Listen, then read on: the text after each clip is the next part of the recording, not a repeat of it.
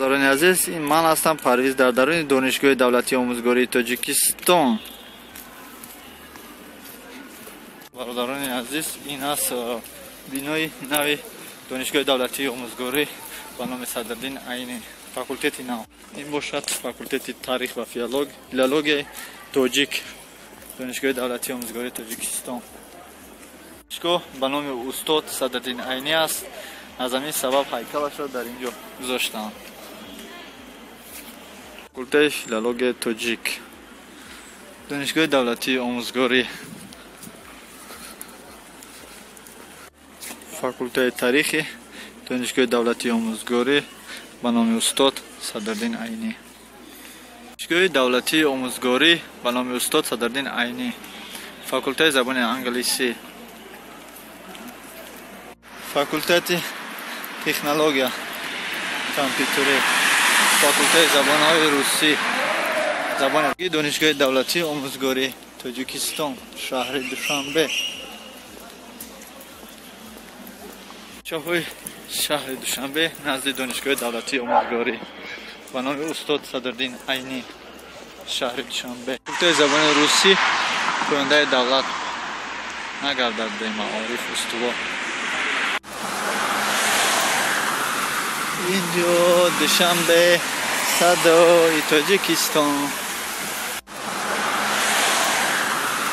اینجا دوشنبه صدای تاجیکستان.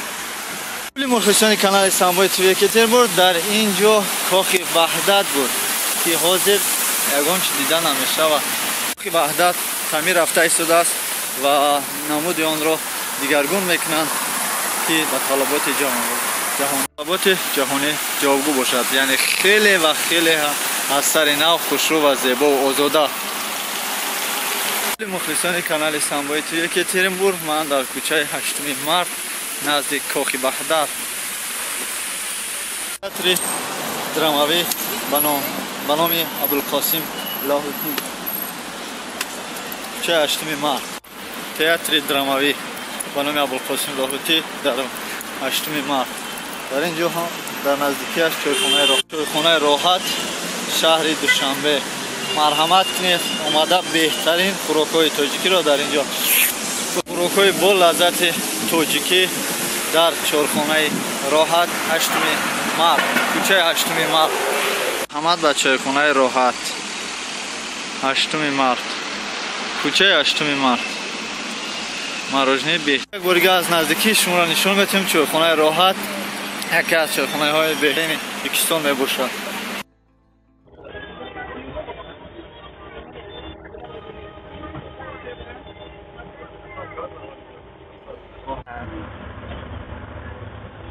جاهای شهر دوشنبه.